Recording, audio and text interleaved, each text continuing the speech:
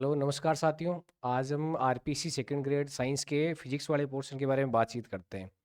इसमें अपन एक टॉपिक लेते हैं जिसका नाम है न्यूटन लॉ ऑफ मोशन। उसमें आरपीसी सेकंड ग्रेड में कितने क्वेश्चन पूछे जाते हैं, किस प्रकार के क्वेश्चन पूछे जाते हैं, उन पे चर्चा करते हैं। तो सबसे पहले अपन बात करते हैं इस फिजिक्स वाले चैप्टर को लेके। तो अपने आरपीसी के अंदर पूछे जाने वाले प्रश्नों के प्रकार की बात करते हैं। तो पहले अपने जो पूछे जाएगा वो सवाल क्या हो सकता है कि न्यूटन के गति के नियम, जो न्यूटन की गति के तीनों नियम है, उन नियमों पे आधारित प्रश्न पूछे जाने की संभावना रहती है। तो प्रश्नों का एक प्रकार तो ये अपने पास ये हो जाता है। दूसरा प्रश्नों का प्रकार होता है अपने पास में आवेग या इम्पल्स। इस पे आधारित अपने पास में प्रश्न बन सकते हैं। आवेग से संबंधित प्रश्नों की सवाल है वो पूछे जाते हैं कई बार। तीसरा आता है अपना संवेग या मोमेंटम। संवेग या मोमेंटम पे आधारित क्वेश्चन बन सकते हैं। और चौथा पॉइंट जो होता है वो आता है अपना मोमेंटम ऑफ कंजर्वेशन। संवेग संरक्षण पर आधारित प्रश्न अपने पास में बन सकते हैं।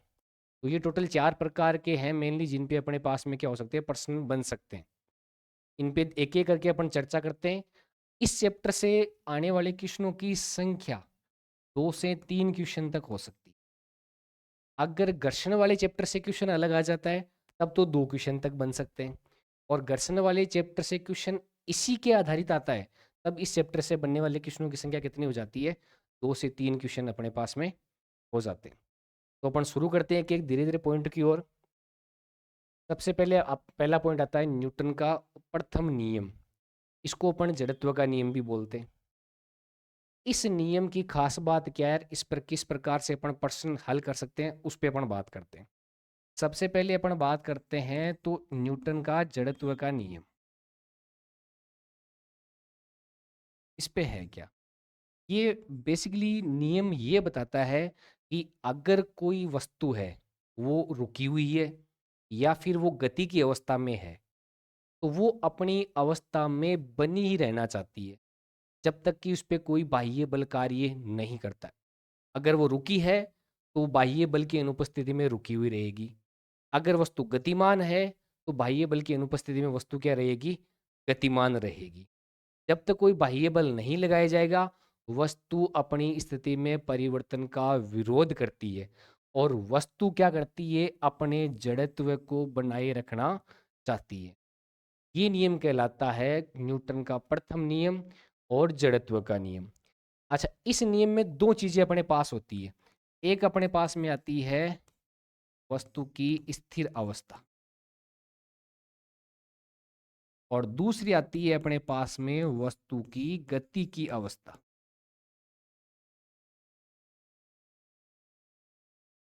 अगर वस्तु अपनी स्थिर अवस्था में है तो वो स्थिर ही बना रहना चाहेगी। अगर वो गति की अवस्था में है तो वो गति की अवस्था में ही बने रहना चाहेगी जब तक उस पर बाह्य बल नहीं लगेगा। अगर अपन क्या करते हैं, जो बाह्य बल होता है, एक्सटर्नल जो फोर्स होता है, उसको अगर अपन जीरो कर देते हैं तो रुकी हुई वस्तु है वो स्थिर अवस्था में रहेगी और गति वाली वस्तु है वो क्या रहेगी, गति की अवस्था में रहेगी। इस कंडीशन में क्या हो जाता है कि वस्तु का जो त्वरण होता है वो बेसिकली क्या हो जाता है, जीरो हो जाता है। अब त्वरण जीरो हो गया तो अपने पास में दो कंडीशन आ सकती है। त्वरण जीरो होने का मतलब क्या है कि या तो वस्तु है वो किस में है, विराम में है, या वस्तु क्या है, एक समान वेग से गति कर रही है। एक समान वेग से गति कर रही है। और ये दोनों स्थितियां किसके अंदर आती है, जड़त्व के नियम के अंतर्गत आती है। कि त्वरण जीरो है तो या तो वस्तु विराम में रहेगी या फिर वो एक समान वेग से क्या करती रहेगी, गति करती रहेगी। अब इस पे बेस अपने पास में एक सवाल है, वो क्या पूछा गया। तो जड़त्व के नियम का, जड़त्व का नियम, सवाल ये पूछा जाता है कि बेसिकली जो जड़त्व का नियम है वो बल के किस प्रकार की चीजों को बताता है। तो अपन बात करते हैं बल में दो चीजें आती है, गुणात्मक और मात्रात्मक।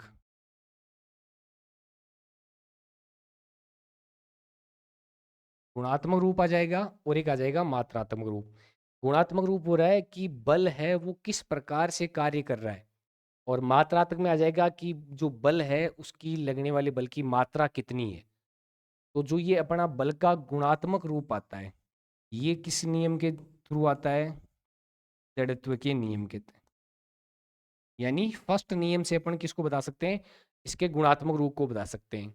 और इसके जो सेकंड नियम है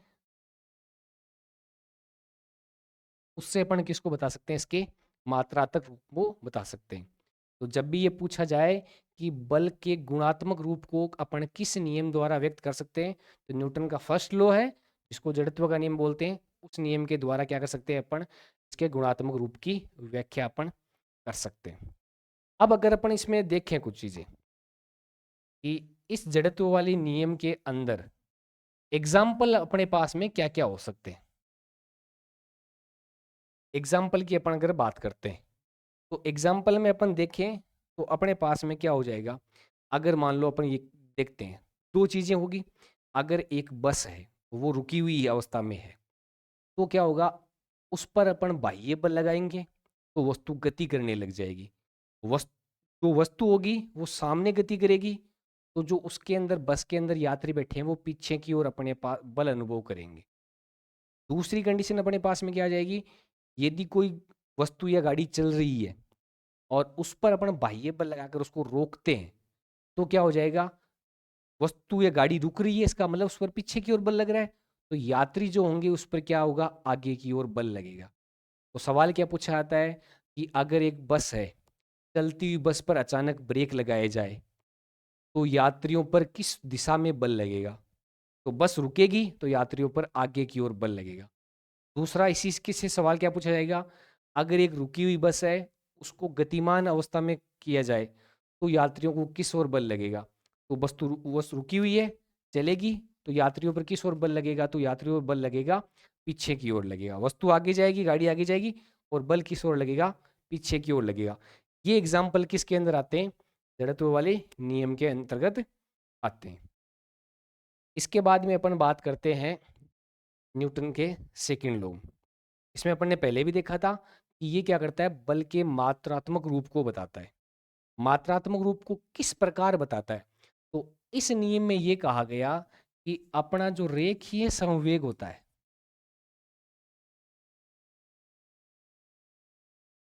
उसमें परिवर्तन की दर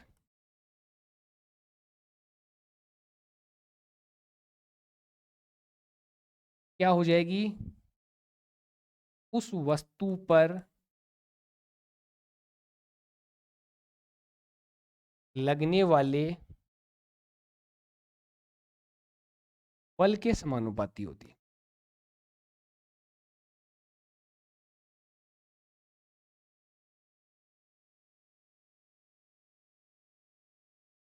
यानी किसी भी वस्तु पर अगर हम रेखीय संवेग में परिवर्तन करते हैं तो समय के साथ होने वाला परिवर्तन किसके समानुपाती होगा? उस वस्तु पर लगने वाले बल के समानुपाती होगा। और इस रेखीय संवेग की खास बात क्या होगी कि ये क्या होगा? बल की दिशा में कार्य करेगा।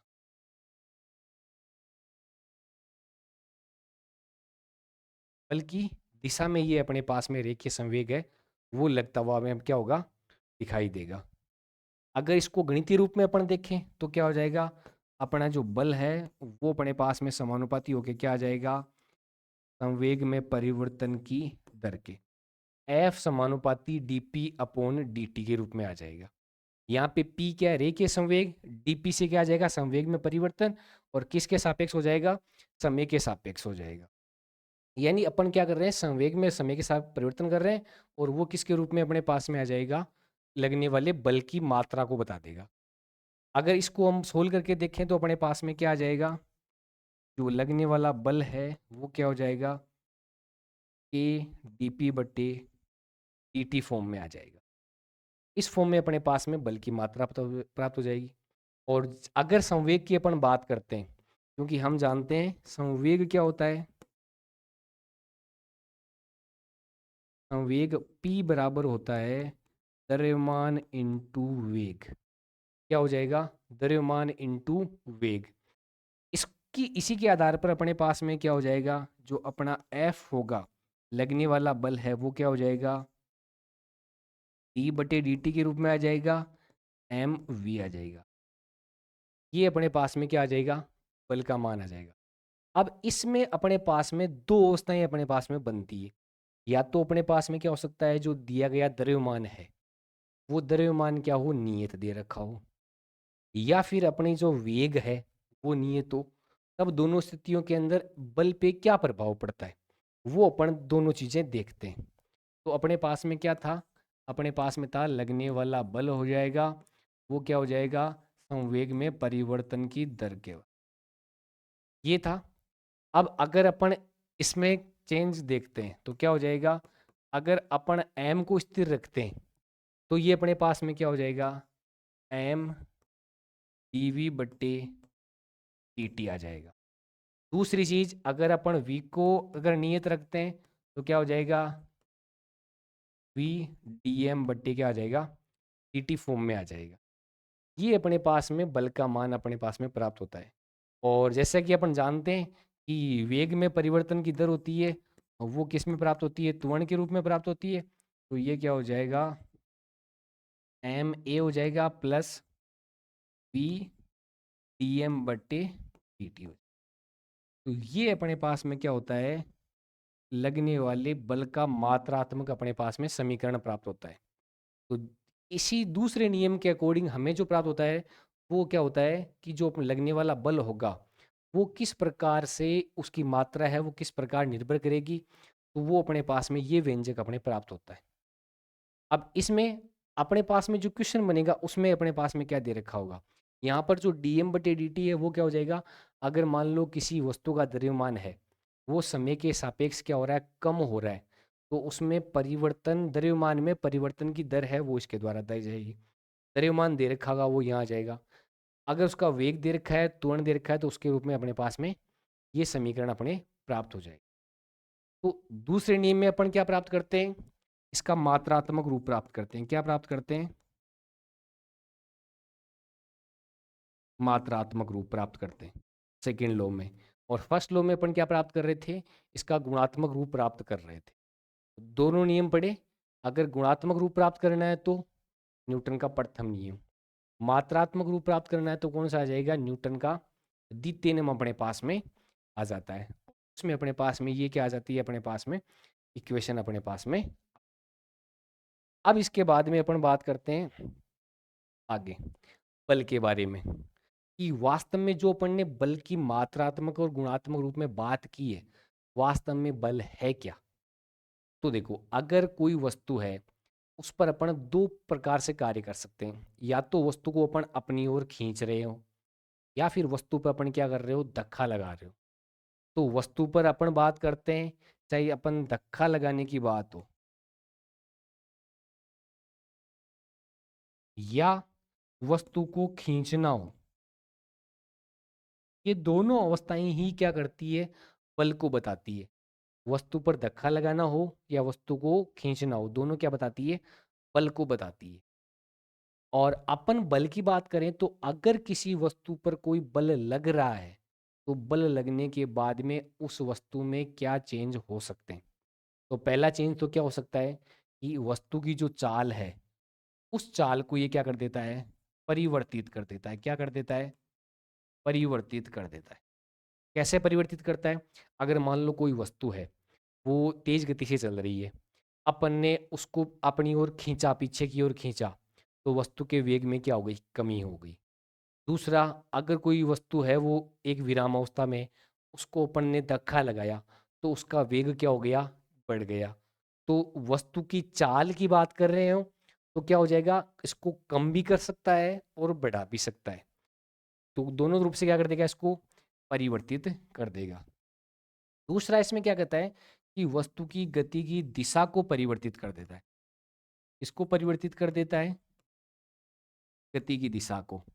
अब मान लीजिए जैसे कोई वाहन चल रहा है, अचानक से क्या हुआ, सामने से एक पत्थर आ गया। अब पत्थर से टकराने के बाद क्या होगा, उस वाहन की क्या हो जाएगी, दिशा क्या हो जाएगी, बदल जाएगी। तो यही क्या क्या करता है, बल क्या कार्य करता है कि अगर बल अपन लगाते हैं तो जो गति की दिशा, जिस दिशा में वस्तु चल रही होती है, उससे उसकी दिशा क्या हो जाती है, परिवर्तित हो जाती है। दोनों अलग अलग है। अगर चाल और गति की दिशा दोनों को एक साथ भी बदल सकता है, चाल भी कम हो जाए या बढ़ जाए, या गति की दिशा है वो दोनों एक साथ भी परिवर्तित ये कर सकता है। दूसरा क्या है, वस्तु के आकार तथा आकृति को परिवर्तित कर देता है। अब मान लो आकार और आकृति को परिवर्तित है, एक सामने अचानक से बड़ा पत्थर आ जाता है, एक गाड़ी जा रही होती है, स्पीड में होती है, पत्थर से टकराती है, टकराने के कारण उसकी आकार और आकृति दोनों चेंज हो जाती है। पत्थर से एक्सीडेंट हुआ, गाड़ी टूट जाती है, उसका आकार और आयतन है वो दोनों ही क्या हो जाते हैं, चेंज हो जाते हैं। अगर मान लो कि ब्रेकर आ गया, गाड़ी के ब्रेक लगाए, तो उसकी क्या हो गई, चाल कम हो गई। मोड़ आया, मोड़ के कारण अपन ने क्या किया, ब्रेक लगा, स्टीयरिंग अगर अपन ने घुमाया तो उसके कारण क्या हो जाएगा, गति की दिशा परिवर्तित हो जाएगी। तो चाल हो, गति की दिशा हो, वस्तु का आकार और आकृति हो, इन सब में चेंज करने का कार्य किसके द्वारा किया जाता है, बल के द्वारा किया जाता है। कई बार स्टेटमेंट में सवाल पूछ लेता है, सवाल ये पूछता है कि निम्नलिखित में से कौन सा कार्य है वो बल के द्वारा नहीं किया जाता। तो आपको ऑप्शन दे रखा होगा, आपको देखना है कि चाल है, चाल को परिवर्तित करता है, गति की दिशा को बदलता है, दोनों को एक साथ ही बदलता है, और वस्तु के आकार और आयतन है इनको भी ये क्या करता है, बल के द्वारा क्या किया जाता है, चेंज किया जाता है। इसके बाद में अपन बात करते हैं आगे की। आगे दे रखा है बल का मात्रक। बल के मात्रक की बात करें तो बड़ा ध्यान से सुनना, जब भी मात्रक की बात की जाएगी तो हमेशा SI मात्रक के बारे में ही सीधा पूछा जाता है। जब तक कि क्वेश्चन में कुछ भी नहीं दे रखा हो तब तक हमेशा मात्रक कौन सा मान के चलना है कि वो SI मात्रक के बारे में ही बात कर रहा हो। तो बल के मात्रक की बात करते हैं, तो पहले तो अपन बात करते हैं SI मात्रक। तो बल का SI मात्रक क्या होता है, नियमों की जानकारी किसके द्वारा दी गई थी, न्यूटन जी के द्वारा दी गई थी, तो उनके नाम पे ही इस बल का मात्रक क्या रखा जाता है, न्यूटन रखा जाता है। और इसको सिंबल के रूप में एन से शो करते हैं अपन। और अगर इसको ही अगर आगे की ओर अपन देखते हैं तो ये क्या होता है, किलोग्राम मीटर प्रति सेकंड स्क्वायर। इसी का खुला हुआ रूप हो जाएगा न्यूटन का, किलोग्राम इंटू मीटर प्रति सेकंड स्क्वायर, ये किसका मात्रक हो जाएगा, बल का मात्रक हो जाएगा। फिर अपन बात करते हैं कि एक CGS पद्धति आती है।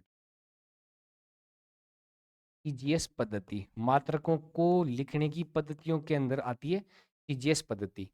CGS पद्धति की बात करें तो इसमें इसका मात्रक क्या होता है, डाइन होता है। मात्रक क्या होता है, डाइन होता है। मात्रक क्या कहलाएगा, डाइन कहलाएगा। और यहाँ से एक सवाल पूछा जाने वाला है, वो सवाल क्या हो सकता है अपने पास में, वो सवाल ये हो सकता है कि अपने पास में 1 न्यूटन होता है, उसमें कितने डाइन होते हैं। वो डाइन की मात्रा होती है 10⁵ डाइन। 1 न्यूटन है, उसमें कितना हो जाएगा, 10⁵ डाइन अपने पास में हो जाएगा। अब यहाँ से जब भी अपन फिजिक्स के पहले चैप्टर की बात करते हैं, मात्रक और विमा वाले की, तो वहाँ पर मोस्टली ये रहता है कि मात्रक और विमा स्टूडेंट एक साथ याद करते हैं। ये तरीका वैसे सही है, लेकिन इस तरीके से क्या होता है, ज़्यादातर मात्रक वगैरह अपन याद भी नहीं कर पाते, समझ भी नहीं पाते। प्रत्येक चैप्टर के अनुसार अपन मात्रक और विमा याद करते हैं। तो देखो, अगर न्यूटन बल की मात्रा की न्यूटन याद रह जाएगा। अब इससे किलोग्राम मीटर प्रति सेकंड स्क्वायर, इससे अगर इसकी अपन विमा निकालते हैं तो अपने पास में देखो, किलोग्राम है तो उसको द्रव्यमान से दर्शा देंगे, M से आ गया। फिर इसके बाद मीटर दे रखा है तो इसको L से दर्शा देंगे। सेकंड का स्क्वायर है लेकिन बट्टे में दे रखा है तो क्या हो जाएगा, T-2। ये अपने पास में क्या आ जाएगी, बल की विमा आ जाएगी। तो ऐसे क्या करेंगे, जैसे जैसे चैप्टर वाइज चलता रहेगा, जैसे जैसे जो भी पॉइंट आएगा उस पॉइंट की विमा उसी के साथ याद की जाएगी, तो समझने में भी आसानी रहेगी और याद भी इजीली हो जाएगी। तो बात करते हैं, सवाल यहीं से जो पूछा जाता है, मात्रक है, यहाँ से 1 न्यूटन में कितने डायन होते हैं, तो 10⁵ डायन होते हैं। विमा क्या हो जाएगी, M1L1T-2 हो जाएगी। अब देखना, जो बल होता है उससे मोस्टली जो यूनिट बनती है लगभग, जैसे कार्य हो गया, ऊर्जा हो गया, शक्ति हो गया, ये लगभग सारी यूनिट किससे बन जाती है? बल से। तो इनके मात्रक भी बल से अपन निकाल सकते हैं। तो मात्रकों की बात हो गई। इसके बाद में अपन आगे बात करते हैं संगामी बलों का संतुलन। अच्छा, संगामी बल होते क्या है? सबसे पहले अपन ये बात करते हैं। जैसे मान लीजिए अगर कोई एक वस्तु है, उस वस्तु पर दो या दो से ज्यादा बल कार्य कर रहे हैं, तो उनको संगामी बल अपन कब बोल सकते हैं? कि अगर वो सारे के सारे बल उस वस्तु के किसी एक पॉइंट पर कार्यरत होते हुए अपन मान ले, तो वो क्या कहलाएगा? संगामी बल कहलाएगा। और अगर उनका संतुलन बनाए रखना है तो उसके लिए अपन हम क्या मान सकते हैं? तो संगामी बलों में क्या हो जाएगा? अपने पास में कोई भी वस्तु होगी, किसी वस्तु पर कार्यरत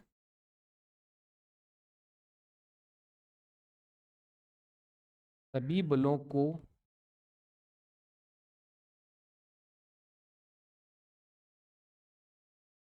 एक बिंदु पर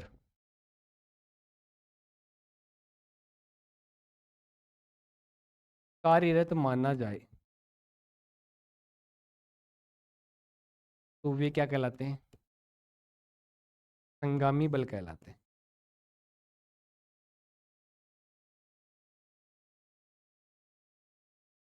क्या कहलाते हैं? संगामी बल कहलाते हैं। कब? जब इनको एक ही पॉइंट पर अपन कार्यरत मान लेते हैं। अब अगर इन संगामी बलों की अपने पास में आ जाती है साम्य अवस्था, इक्विलिब्रियम अपने पास में आ जाता है, तो साम्य अवस्था में क्या होता है कि जितने भी बल कार्य कर रहे होते हैं उन सभी के लिए अपने पास में दो तीन स्थितियां अपने पास में आती है। वो स्थितियां क्या आती है साम्य अवस्था के लिए? सबसे पहले तो क्या आता है कि सभी बलों का सदिश योग शून्य होता है। सदिश योग शून्य होता है। अब इससे क्या है कि अगर अपन वेक्टर सम निकालते हैं, जितने भी बल दे रखे हैं उनका अपन वेक्टर सम निकालते हैं। जैसे अपने पास अगर किसी वस्तु पर तीन बल कार्य कर रहे हो, F1 F2 प्लस F3, तीन वेक्टर अपन अगर किसी पर कार्य कर रहे हो तो तीनों का अपने पास में सदिश रूप है। इस सदिश रूप को एक साथ अगर जोड़ा जाए तो ये टोटल मिलके अपने पास में क्या आ जाएगा? जीरो के इक्वल आ जाएगा। जितने भी बल कार्य कर रहे हैं उन सभी बलों को सदिश फॉर्म मिलेंगे, फिर उनका योग करेंगे तो वो किसके इक्वल होता है? जीरो के इक्वल अपने पास में प्राप्त हो जाएगा। दूसरा अपन बात क्या करते हैं कि दूसरे में अपन ये देखते हैं कि अपने पास में है क्या। दूसरा है, इनको क्या किया जाता है? त्रिभुज की तीनों भुजाओं के अनुदिश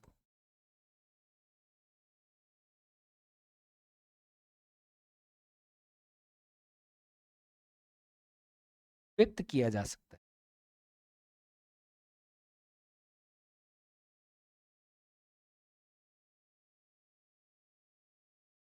त्रिभुज की तीन भुजाएं हैं, उन तीनों भुजाओं के अनुदिश अगर अपन इसको व्यक्त करना चाहे तो अपन इसको व्यक्त कर सकते हैं। जैसे अपन मान लेते हैं कि अपने पास में एक त्रिभुज है। कि इस प्रकार से अपने पास में त्रिभुज दे रखा है, अपने पास में ABC त्रिभुज है। ABC अपने पास में त्रिभुज है। अब अपन इसमें मान लेते हैं कि अपने पास में जो बल कार्य कर रहा है, अगर अपन ऐसे देखते हैं A से C की ओर अपन बल, ये हो गया, ये बल की दिशा हो गई। C से B की ओर बल की दिशा ये मान लेते हैं अपन। B से A की ओर बल की दिशा अपन ये मान लेते हैं।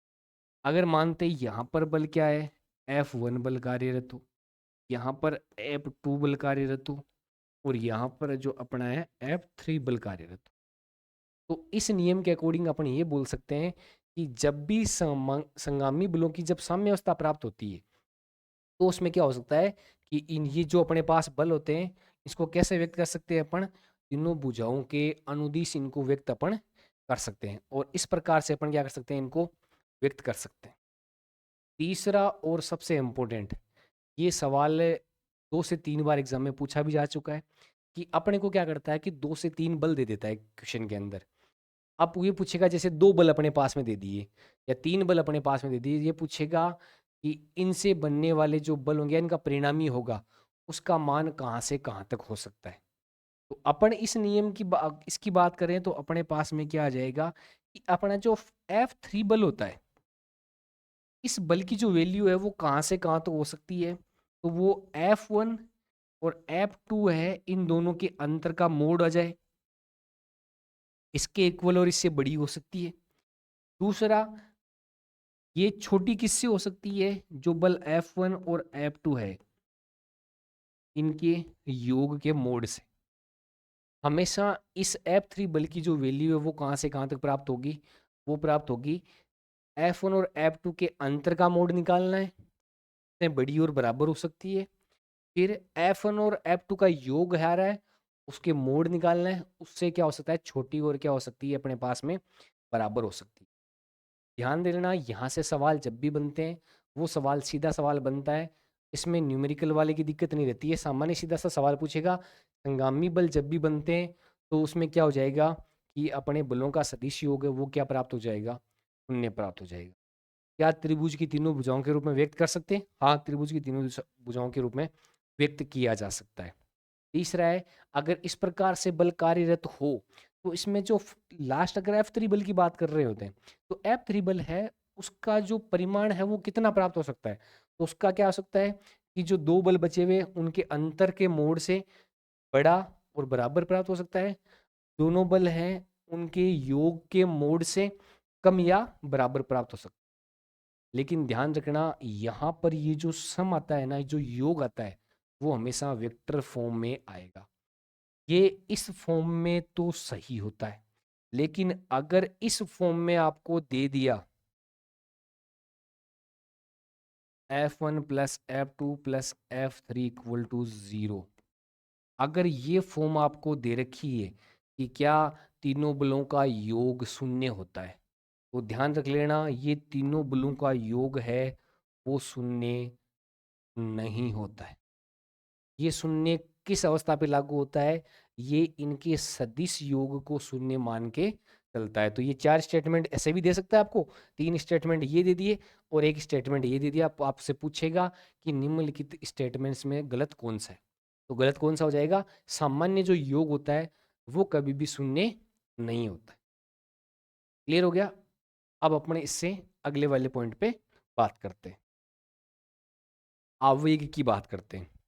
तो बेसिकली आवेग होता क्या है, तो आवेग और बात करें तो ये एक प्रकार से बल की मात्रा को बताता है, वो भी समय के साथ। जैसे अपन अगर बात कर रहे होते हैं कि अपने पास में एक बल है, बल की बात कर रहे हैं, अब बल में क्या है कि इसकी मात्रा क्या है, बहुत अधिक है। बल की मात्रा तो क्या हो जाए, अधिक हो जाए। और अगर ये समय की बात करें तो ये समय क्या हो जाए, अत्यल्प हो जाए। अगर किसी वस्तु पर लगने वाला बल तो बहुत ज्यादा हो, लेकिन जो वो बल है वो बहुत कम समय के लिए लग रहा हो, तो उस बल और समय का जो गुणनफल होगा वो उस वस्तु पर किसको बताएगा, आवेग को बताएगा।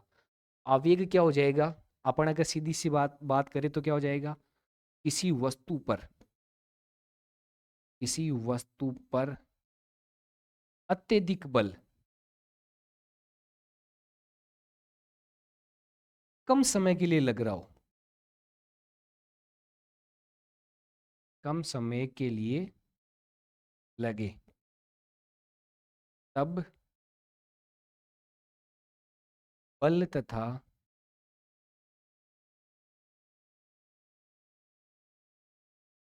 समय का गुणनफल जो होगा वो अपने पास में किसको शो करेगा, आवेग या इम्पल्स को शो करेगा। इसको शो करेगा, आवेग या इम्पल्स को शो करेगा। यानी बल की मात्रा बहुत ज़्यादा होनी चाहिए और लगने वाला जो समय है वो उसकी मात्रा क्या होनी चाहिए, कम होनी चाहिए। तो दोनों का गुणनफल है वो किसको बताएगा, अपने पास में आवेग को बताता है। अब यहीं से वही पहले चैप्टर वाली बात, जब भी अपने पास में नया पॉइंट अपने पास में आएगा, अपन उसका मात्रक और उसकी विमा उसी के साथ में अपन निकालते हुए चलेंगे। अपने पास में क्या हो जाएगा, जैसे अगर अपन आवेग की बात करते हैं तो आवेग अपने पास में क्या आ जाएगा, आई बराबर बल इंटू समय। बल और समय क्या आ जाएगा, गुणनफल में आ जाएगा। अब यहाँ से बात करते हैं तो बल का मात्रक अपन ने क्या देखा था, न्यूटन। समय का मात्रक क्या होता है, सेकंड। तो आवेग का मात्रक क्या हो गया, न्यूटन इंटू सेकंड। यहीं से बल वाले फॉर्मूले से अपने पास में क्या निकल गया, मात्रक अपने पास में निकल गया। अब अगर इसकी विमा निकालने की अपन बात करते हैं कि इसकी विमा क्या होगी, तो देखो विमा की बात अपन कर रहे हैं, विमा क्या हो जाएगी, तो देखो अपन बल की विमा लिखते हैं। बल की विमा क्या थी, m1l1t-2। ये बल की विमा थी। साथ में गुणा में क्या है, समय। समय की विमा क्या होती है, टी। ये टी मल्टीपल में आ गया। यहाँ से देखो एम और एल का कंसेप्ट उसमें है ही नहीं, तो इसमें तो कोई चेंज नहीं होगा। m1l1, देखो टी की पावर यहाँ है 1, यहाँ है -2, दोनों का आधार समान है, मल्टीपल में दे रखा है, तो क्या हो जाती है, गांठें आपस में क्या हो जाती है, जुड़ जाती है। गांठें जुड़ेगी -2 और 1 जुड़ के क्या हो जाएगी, -1। तो टी की पावर क्या हो जाएगी, -1। ये अपने पास में, तो अपने पास में आवेग है, उसका मात्रक तो क्या हो जाएगा, न्यूटन इंटू सेकेंड हो जाएगा। और अपने पास में विमा क्या हो जाएगी, m1l1t-1। ये किससे प्राप्त हुआ है, बल से। तो आपको पता चल गया होगा कि आवेग के बारे में होता क्या है, बल बहुत ज़्यादा मात्रा में लग रहा हो लेकिन बहुत कम समय के लिए लग रहा हो, तो दोनों का गुणनफल किसके रूप में शो हो जाएगा, आवेग के रूप में अपने पास में शो हो जाएगा। इसके बाद में अपन एक ग्राफ की बात करते हैं, बल और समय ग्राफ। अपन ग्राफ की बात करें तो जैसे अपन मानते हैं बल और समय के मध्य अपन ग्राफ बनाते हैं, तो अपने पास में इधर तो क्या हो जाएगा, टी समय आ जाएगा, और इधर अपने पास में क्या आ जाएगा, एफ के रूप में अपने पास में बल आ जाएगा। ये अपने पास में बल और समय के मध्य ग्राफ बनेगा। इस ग्राफ की जब भी बात करते हैं अपन, इस ग्राफ के कारण जो भी इन दोनों के मध्य का जो क्षेत्रफल बनेगा, जैसे अगर बात करते हैं यहाँ मान लेते हैं t1 टाइम हो, यहाँ पर t2 टाइम हो, और अपने पास में इस प्रकार से कोई ग्राफ बन रहा हो, और यहाँ पर अपन मान लेते हैं f। तो ये जो भी ग्राफ अपने पास में बनेगा, इस ग्राफ के अंदर जो भी अपने पास क्या हो जाएगा, एफ टी ग्राफ द्वारा घेरा गया क्षेत्रफल, इसको शो करेगा।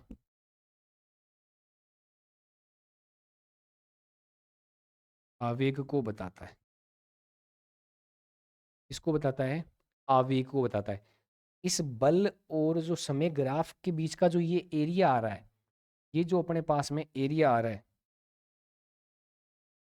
ये अपने पास में क्या हो जाएगा, इसको शो करेगा, ये इसमें लगने वाले आवेग को शो करेगा। तो अब देखो इसमें अगर अपन बात करते हैं, ये जो जितना भी ये एरिया रहेगा, ये एरिया क्या करेगा, किसको बताएगा, आवेग को बताएगा। अब यहीं पे एक सीधा सा सवाल ये बनता है कि ये आवेग को बताएगा तो आवेग और संवेग प्रमेय बनती है। वैसे ज़्यादा डिटेल में उसमें पूछा भी नहीं जाता, लेकिन अपने को वो पता होना चाहिए कि आवेग और संवेग प्रमेय क्या होती है। तो देखो अपन सीधा सा एक इसी पॉइंट के आधार पे अपन देखते हैं, तो अपने पास में ये देखते हैं कि जो आई होती है वो क्या होती है, एफ डॉट टी की फॉर्म में आती है, बल इंटू समय की फॉर्म में आती है। ये अपने पास में एक नंबर अपने पास में समीकरण हो गया। अच्छा, दूसरा समीकरण अपने पास में क्या हो गया कि अपन ये पढ़ा था, एफ बराबर डीपी बटे dt पढ़ा था। ये पढ़ा था एफ बराबर डीपी बटे dt अपन ने पढ़ा था। ये अपने पास में आ गई इक्वेशन नंबर 2। अगर अपन इक्वेशन 1 और 2 से अगर थोड़ा सा अपन देखें तो अपने पास में क्या आ जाता है, यहाँ पर क्या आ जाता है, एफ डॉट डी टी बराबर क्या हो जाएगा, डी पी आ जाएगा। ये सेकेंड इक्वेशन से अपने को प्राप्त हो जाएगा। यानी जो संवेग में परिवर्तन है वो बल और समय के गुणनफल के बराबर होता है। ये अपने पास इक्वेशन थर्ड आ जाए। इक्वेशन फर्स्ट अपन बात करते हैं समीकरण 1 व 3 से, तो अपने पास में क्या आ जाता है, आई बराबर डेल्टा पी। डेल्टा पी है, ये क्या हो जाएगा, संवेग में परिवर्तन। ये क्या हो जाएगा, संवेग में परिवर्तन। किसको बताएगा, आवेग को बताएगा। अब दोनों चीजें ध्यान से सुन लेना, दोनों में अंतर देखना। अगर सीधा आए संवेग में परिवर्तन, तब तो वो आवेग को शो करेगा। और ये बात ये पूछे संवेग में परिवर्तन की दर, तब वो किसको बताएगा, बल को बताएगा। तो ये आवेग संवेग प्रमेय है, ये क्या कहती है, जो आवेग संवेग प्रमेय है,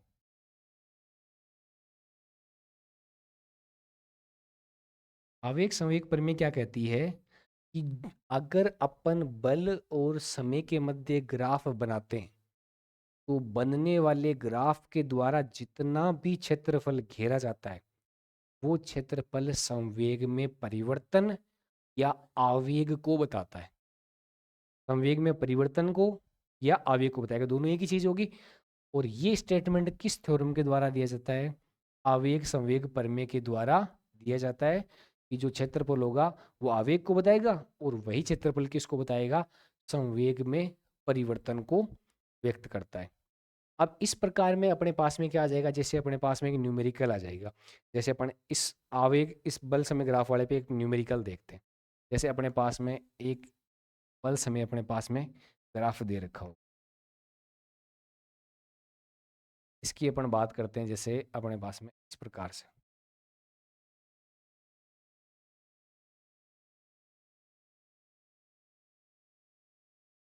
इस प्रकार से अपने पास में दे रखा हो। यहाँ मान लेते हैं ये तो जैसे टी की फॉर्म में आ जाएगा और ये अपने पास में बल को शो करेगा।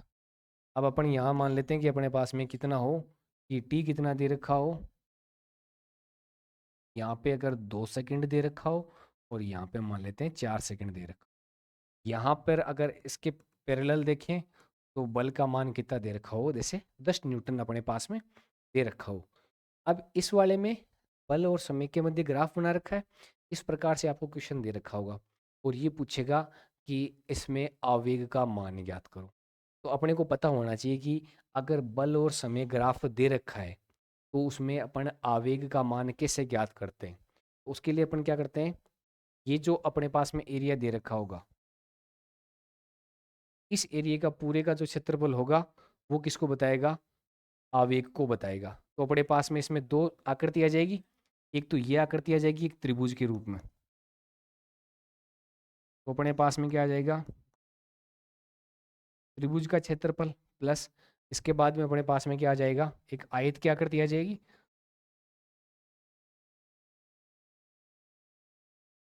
इन दोनों के क्षेत्रफल को अपन जोड़ लेंगे तो अपने पास किसका मान आ जाएगा, आवेग का मान आ जाएगा।